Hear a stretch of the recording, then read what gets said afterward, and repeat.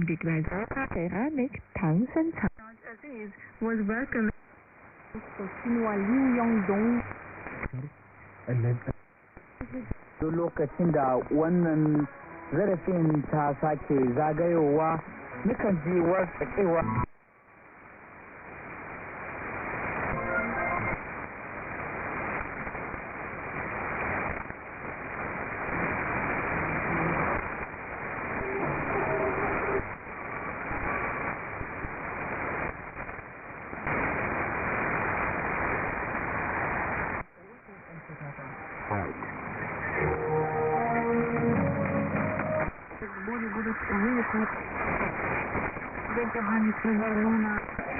Va tenir ses promesses lors de sa demande de l'organisation des Jeux Olympiques d'hiver en prévenant une édition magnifique et extraordinaire.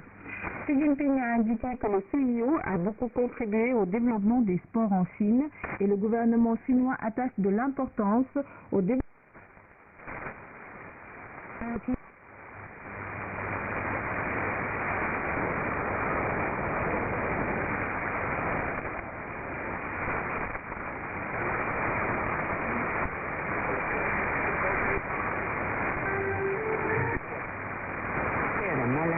Con la colaboración de los redactores y técnicos que hacen posibles nuestros programas. Un sábado más con ustedes, hoy, 22 de agosto, fiesta de la Virgen María.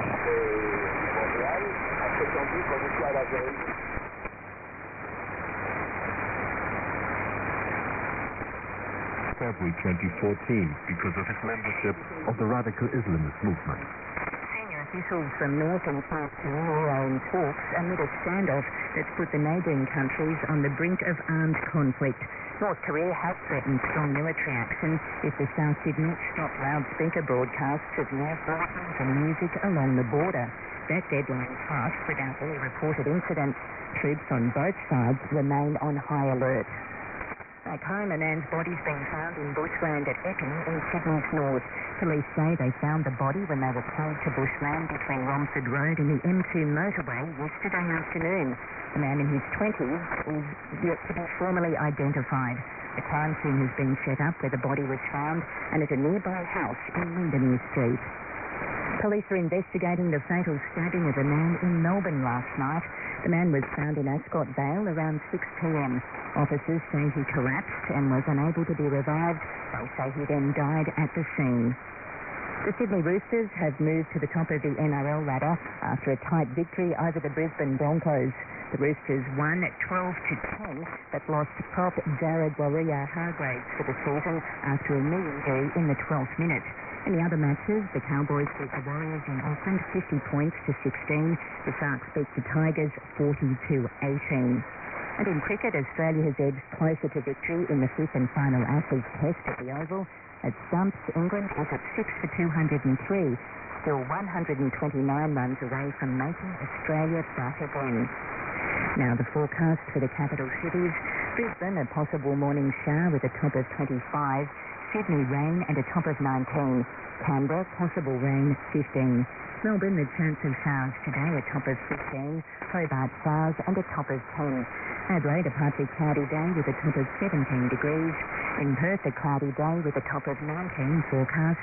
And in Darwin, partly cloudy, 31. ABC News. Grandstand NRL. Canberra Raiders, Gold Coast Titans, Manly Sea Eagles, Parramatta Eels. Today on Radio Australia.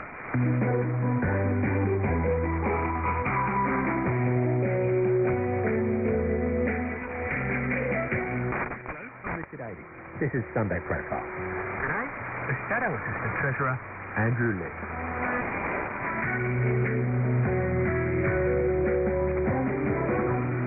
The MP for Franks, which covers Canberra's northern suburbs, is an unusual politician. He's an expert. He was Professor of Economics at the ANU before moving into politics. And as you'll hear, he'd begun another career before moving into economics. He also, much more than most of his contemporaries in Parliament, likes to think about ideas, and he's written 4 books to prove it. Andrew Lee has been an ALP member since he was a young man. but his interests in inequality and social justice go back further to an unusual childhood. So with that focus on inequality, are we too generous when it comes to entitlements for politicians? It's always going to be a difficult conversation about how we manage to make sure that politicians can do the work that the public could expect. In different parts of Australia, engaging with a range of issues right across a big and complicated country, but being frugal as we do so. I think it's reasonable that we have that conversation, but important too that we don't lose sight of the importance of politicians travelling. I want an Australian foreign minister who is engaged with people in other countries. I want a travelling foreign minister, not travelling for the sake of it, but travelling to take Australia's message around the globe. Most people aren't the foreign minister. This is about the issue that, I mean, of course, what's most in everyone's minds is the former Speaker Benjamin Bishop and the issues of travel and entitlement that ultimately meant that she had to resign. And interestingly, just this week in The Drum, Jeff Sparrow's written that there is a widening gulf between politicians and ordinary people that can no longer be ignored. I don't detect that widening, but certainly it would be a big concern to me if I saw it there. I spend a lot of time standing on street corners in my electorates, chatting to people who come into the office, responding to email and telephone calls.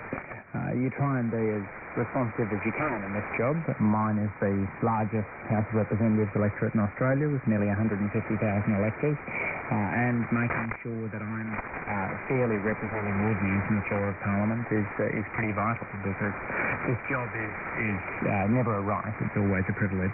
I'll come back to your electorate in particular a bit later on, but I'm just keen to just keep moving through this beautifully.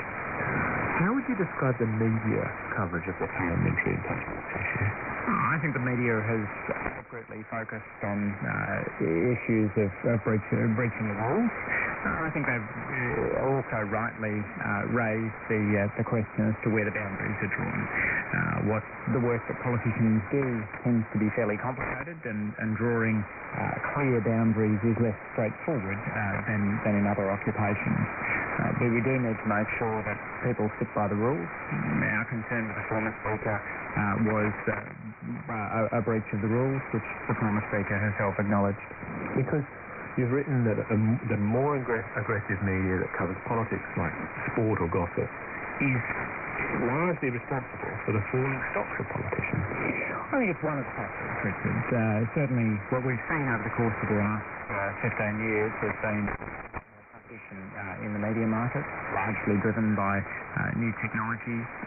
All of those have, in some sense, driven an aggressive competition to be first for the headline, and that sometimes comes at a cost of deeper analysis. It then changes the behaviour of politicians, who have much stronger incentives than was the case 30 years ago to come up with a snappy line on a Parliament House doorstep.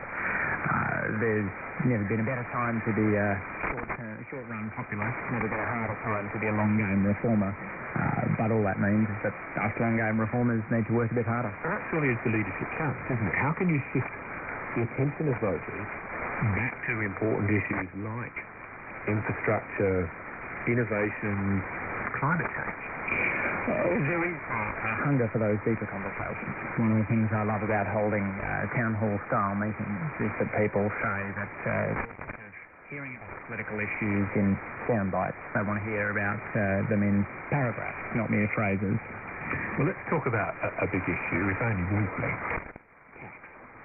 So, several economists have effectively said, look, we're going to have to pay more tax in order to deal with challenges like demographic change, rapidly increasing health costs. Politics will ever say we're going to have to pay more tax. I've never thought of us as needing to target a particular side of government on the fact that Australia's government is one of the smallest in the advanced world, much closer to the United States, Mexico and Korea than to the bigger spending governments of Scandinavia. All tiers of government account for about a third of the national economy, compared to about a half in Scandinavian countries. But we always have to make sure that we're doing things as efficiently as we can, that we're spending taxpayers' dollars as efficiently as possible and raising the revenue that we need to. I think it was appropriate, for example, when we put in place the National Disability Insurance Scheme, that we then had an NDIS levy, because Australians want to know that if they fall off the roof and become a paraplegic, that they're in a country that doesn't expect them now just to have one shower a week.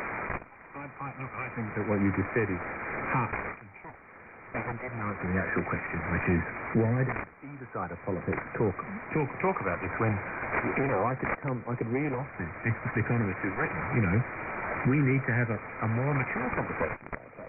We are facing increasing costs and increasing challenges, and to pay for them, we're going to have to raise more revenue. Well, Richard, I guess I'm pushing back on the notion that there is some perfect level of size of government in an economy.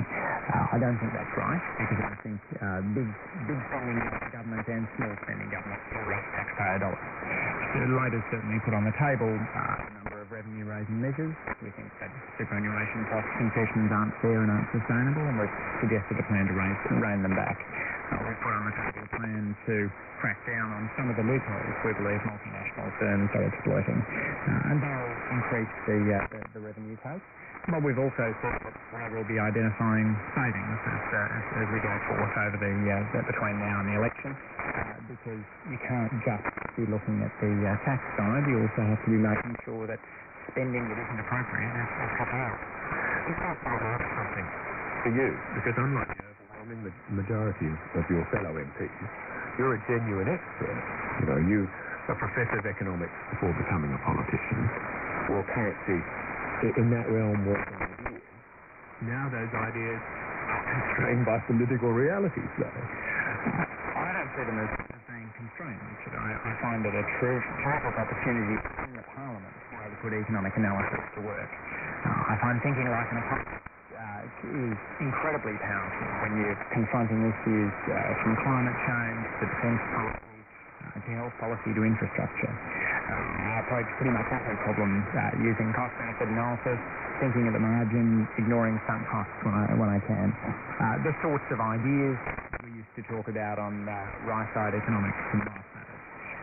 Those inform my thinking within the party, and they also inform the way in which I try and communicate. I'm increasingly finding myself 5 years now in the job much more reverting to type as an economist. It's interesting.